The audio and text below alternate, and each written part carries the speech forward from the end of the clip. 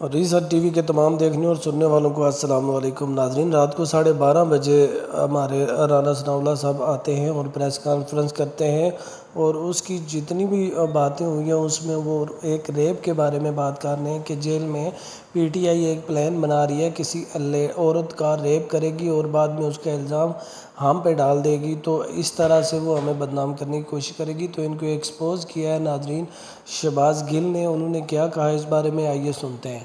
32 پر مریم اورنگزیب جو ان کی منسٹر ہیں انفارمیشن کی، وہ ایک ٹویٹ کرتی ہیں جس میں وہ کہتی ہیں کہ رانا ثناء اللہ ایک ہنگامی پریس کانفرنس کریں گے، اور اس کے بعد رات 12 بجے کے بعد لیٹ نائٹ میں، بہت ہی لیٹ نائٹ میں رانا ثناء اللہ ایک پریس کانفرنس کرتے ہیں۔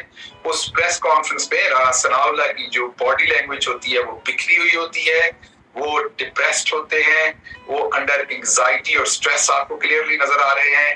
ان کی زبان ان کے الفاظ کا ساتھ نہیں دے رہی، ان کی آنکھیں ساتھ نہیں دے رہی، وہ شدید تناؤ اور اضطراب کا شکار ہیں جب وہ پریس کانفرنس کر رہے ہیں۔ ان کے چہرے پر ندامت، شرمندگی یا خوف جو ہے، جو بھی آپ اس فیلنگ کو کہیں، وہ واضح طور پر نظر آ رہا تھا۔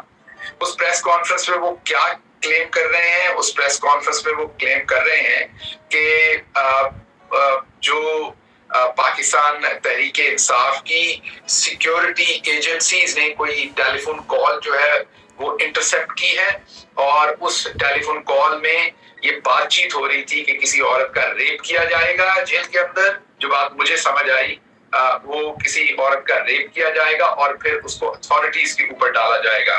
یہ انہوں نے کہا کہ انہیں سیکیورٹی ایجنسیز کے تھرو پتا چلا ہے۔ ہمیں کڑی سے کڑی ملانی پڑے گی۔ پہلے سے بہت ساری ایسی انفارمیشن آ رہی تھی کہ پاکستان تحریک انصاف کی عورتوں کو بیڈ ٹریٹ کیا جا رہا ہے جیل کے اندر، ان کے اوپر مظالم کیے جا رہے ہیں، انہیں ڈس ریسپیکٹ کیا جا رہا ہے، انہیں ہیوملیٹ کیا جا رہا ہے۔ ان کی مریم اورنگزیب کی اس ٹویٹ اور رانا ثناء اللہ کی پریس کانفرنس کے علاوہ دو اور بڑی امپورٹنٹ چیزیں ہیں اسی سارے سچویشن میں۔ نمبر ایک جو امپورٹنٹ چیز ہے وہ ہے جو فیصل عباس رہے ہیں 92 نیوز میں، میں انہیں جانتا ہوں، 5 سال میں وہاں کور کرتا رہا ہوں، میں ان کا بڑا احترام کرتا ہوں، لیکن اپنے 5 سال میں مجھے کبھی کوئی یاد نہیں کہ انہوں نے کوئی اس طرح کی سنسنی خیز سٹوری پہلے بریک کی ہو، یا اس طرح کی کوئی بڑی سٹوری پہلے بریک کی ہو۔ انہوں نے اچانک سے وہ یہ سٹوری بریک کرتے ہیں وہ بھی، اور ان کے مطابق انہیں پی ٹی آئی کے چند یوٹیوبرز نے بتایا کہ اس طریقے سے پی ٹی آئی والے جو ہے وہ ایک ڈرامہ کرنے جا رہے ہیں کہ کسی عورت کا ریپ ہونا ہے اور وہ سٹوری ہونی ہے، تو وہ یہ سٹوری دے رہے ہیں۔ اور اس کے بعد جو سب سے بڑی ڈیولپمنٹ ہے وہ یہ ہے کہ رانا ثناء اللہ کی پریس کانفرنس سے پہلے یہ ہم آپ کو دکھا دیتے ہیں کہ ناصر بٹ جو ایک بہت ہی کرمنل انسان ہے، ان کے اوپر پاکستان میں 20 قتل کے اور ہر طرح کے جرائم کے مقدمات ان کے اوپر درج ہے۔ ابھی بھی وہ پاکستان کے اندر جو ہے وہ بہت سارے مقدمات میں پولیس کو مطلوب ہے۔ وہ نواز شریف کے رائٹ ہینڈ ہے، لندن میں وہ ان کے ساتھ ساتھ ہوتے ہیں۔ وہ ایک ٹویٹ کرتے ہیں جس میں وہ یہی ساری بات کرتے ہیں، آپ دیکھ سکتے ہیں یہ ٹویٹ۔ وہ اس ٹویٹ میں یہی بات کہہ رہے ہیں کہ اس طریقے سے پاکستان تحریک انصاف یا تو کسی کو قتل کر دے گی یا پھر رانا ثناء اللہ کی بات کی طرف اشارہ ہے۔ تو اب آپ کڑی سے کڑی ملائیے کہ ناصر بٹ یہ بات کرتے ہیں، فیصل عباسی کو، ناصر بٹ کو اپنے ذرائع سے معلوم ہوتا ہے، فیصل عباسی کو جو ہے وہ پی ٹی آئی کے یوٹیوبر سے معلوم ہوتا ہے، اور رانا ثناء اللہ جو ہے وہ کال انٹرسپٹ کرتے ہیں اور انہیں وہاں سے معلوم ہوتا ہے۔ ایک تو آپ کو اس سٹوری کے اندر تضاد بڑا کلیئرلی نظر آ رہا ہوگا۔ ٹائمنگ دیکھ لیجئے، وہ بڑی امپورٹنٹ ہے ساری سٹوریز کی۔ اب ہم آگے چلتے ہیں۔ رانا ثناء اللہ صاحب، یہ چھوٹی بات نہیں ہے۔ ہماری جتنی بھی خواتین قید ہوئی ہیں، جو ان کے ساتھ سلوک ہوا ہے وہ اب سب کو پتا ہے۔ یہ کوئی ڈھکی چھپی بات نہیں ہے کہ آپ لوگوں نے عورتوں کو کس طریقے سے ٹریٹ کیا ہے، لیکن آپ کہہ رہے ہیں کہ پاکستان تحریک انصاف کی کوئی کال جو ہے وہ آپ نے انٹرسپٹ کی ہے۔ آپ جھوٹ بول رہے ہیں، آپ کی آنکھیں بتا رہی تھی کہ آپ جھوٹ بول رہے ہیں۔ کوئی ایسی کال انٹرسپٹ نہیں ہوئی، کیونکہ اگر کال انٹرسپٹ ہوئی ہوتی تو آپ نے وہ چلانی تھی۔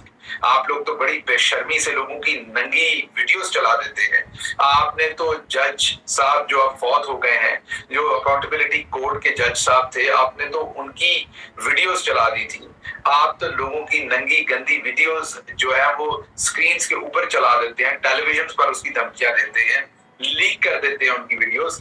सुप्रीम कोर्ट के जजेस तक और उनकी फैमिली और उनके घर के औरतों की, चीफ जस्टिस के घर की औरतों की आप जो ऑडियो कॉल्स हैं उनको आप लीक कर देते हैं, मुल्क के प्राइम मिनिस्टर की कॉल्स को आप लीक कर देते हैं, तो फिर इस कॉल के अंदर कौन सी ऐसी न्यूक्लियर कोड डिस्कस हो रहा था जो आपको लीक करने में तकलीफ थी? आपको ये मीडिया को दे देनी चाहिए थी ताकि पता चल जाता कि पाकिस्तान तहरीक इंसाफ में कौन ये खेल खेल रहा है और कौन खवातीन जो आपकी कस्टडी में है।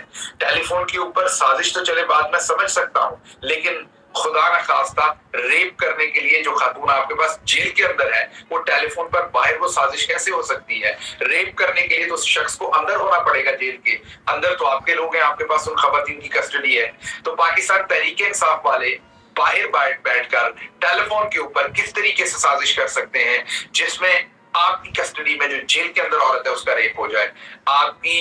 आपकी जो सिचुएशन है, जो ये तमाम स्टोरी नजर आ रही है, जैसे नासिर भट्ट एक क्रिमिनल आदमी इसको ट्वीट कर रहा है, उसके बाद आप भी एक जराइम पेशा आदमी है, आप उसके बाद इसके ऊपर एक प्रेस कॉन्फ्रेंस करते हैं। इससे तो बड़ा क्लियर नजर आ रहा है कि खुदा न खास्ता आपने कुछ औरतों का या तो रेप कर दिया है या खुदा न खास्ता आपने किसी का रेप करके उसे कत्ल कर दिया है, और अब आप इस सारी स्टोरी को किसी न किसी तरह से ढांपने की कोशिश कर रहे हैं, या खुदा न खास्ता किसी खातून का या कुछ खवातीन का आपने रेप किया है और आपको पता है जब वो जेल से बाहर निकलेगी तो वो इस चीज की शिकायत करेगी। तो उस शिकायत को पहले से काउंटर करने के लिए, प्रिएम्प्ट करने के लिए आप ये सारी कहानी घड़ रहे हैं, क्योंकि वो औरत अपने मजालिम बताएगी तो आप कहेंगे देखा हमने तो पहले ही कहा था ये साजिश है। तो आप ना सिर्फ पहले किसी की इज्जत को पामाल कर रहे हैं, बल्कि आप उसका जो एक आईनी कानूनी हक है कि वो इंसाफ मांग सके, आप उसका भी तमस्खर उड़ा रहे हैं। मेरे बड़े ही करीबी साथी दोस्त, एक बहुत बड़े जर्नलिस्ट पाकिस्तान के जो अभी भी जर्नलिज्म के साथ मुंसलिक हैं, बड़ा नाम है, उनके पंजाब के एक बड़े जिले, पंजाब के एक बड़े शहर के सीपीओ से जो पुलिस ऑफिसर होते हैं, चीफ, उनके साथ फोन के ऊपर बात हुई। उन्होंने उन सहाफी को बताया कि हमें आईजी पंजाब ने ये डायरेक्शंस दी हुई हैं कि पाकिस्तान तहरीक इंसाफ की जो प्रोटेस्ट में खवातीन आनी है उन्हें मिसट्रीट करना है, उन्हें ह्यूमिलिएट करना है, उन्हें गलत तरीके से टच करना है, उन्हें थोड़ा हरासा करना है ताकि वो दोबारा जलसों में ना आए। तो मैं आपके सामने रखना ये चाहता था कि मॉडल टाउन से औरतों के मुंह में गोलियां मारने का काम शुरू हुआ था, या शायद मैं गलत हो गया, ये मोहतरमा फातिमा जिन्ना से शुरू हुआ था। उनको सबसे पहले किस जानवर से इन्होंने तशबीह दी थी, इसी जमात ने दी थी। उसके अलावा उनके ऊपर भी गद्दारी के पर्चे दिए थे, क्योंकि उनके भाई ने और उन्होंने मिलकर ये मुल्क बनाया था। तो गद्दार तो वो बनती थी, क्योंकि वो भी अकाउंटेबिलिटी चाहती थी, वो भी बराबरी के हकूक चाहती थी, वो भी इलेक्शन में खड़ी हो गई थी, वो भी एक डिक्टेटर के। तो पहले तो उन्हें गद्दार भी बनाया और उनकी किस तरीके से बेहुरमती की, उसके बाद इनके हत्थे चढ़ गई मरहुमा नुसरत भुट्टो साहबा, फिर बेनजीर भुट्टो शहीद साहबा चढ़ गई, फिर जमाइमा साहबा के ऊपर इन्होंने तमाम ऐसे काम किए। उसके बाद आप देखते जाए उसका क्या हशर करने की कोशिश की, और अब आपके सामने पाकिस्तान तहरीक इंसाफ की खवातीन जिनको ब्रूटली ट्रीट किया गया, पहले 25 मई को लोगों के घरों में घुस के, और उसके बाद अभी जो पाकिस्तान के अंदर चल रहा है वो आप सबके सामने है। तो रिसर्च टीवी के मज़ीद साथियों, आपने ये गुफ्तगू सुन ली, और मेरे यहाँ पे सिर्फ 2 सवाल हैं हमारी जो हुकूमत है उससे। नाज़रीन, पहला सवाल ये है कि कोई अदालत के अंदर, जेल के अंदर किस तरह से घुस जाएगा जबकि वहाँ पे सिक्योरिटी होती है और पुलिस एहलकार वहाँ पे मौजूद होते हैं? कोई कैसे वहाँ पे घुस के फिर वहाँ औरत का रेप करके वहाँ से वापस आ सकता है? और दूसरी बात यह है नाज़रीन कि ये कह रहे हैं कि कोई रिकॉर्डिंग है इनके पास, तो वो उन्होंने पब्लिश क्यों नहीं की? और दूसरी बात ये कि क्या मोबाइल फ़ोन पे किसी का रेप हो जाता है? अगर ऐसा नहीं होता तो मुझे ये बताएं कि कोई भी पीटीआई का मेंबर जो है जिसके बारे में ये कह रहे हैं वो किस तरह से जेल में जाएगा और कैसे अंदर जाके एक औरत की एक इज़्ज़त लूट के उसका रेप करके और फिर वो वहाँ से फ़रार भी हो जाएगा? तो ये किस तरह से मुमकिन है नाज़रीन? तो नाज़रीन, आप राना सनाउल्लाह साहब से एग्री हैं या शहबाज गिल से? अपनी राय मुझे कमेंट सेक्शन में ज़रूर बताइएगा। अल्लाह हाफ़िज़।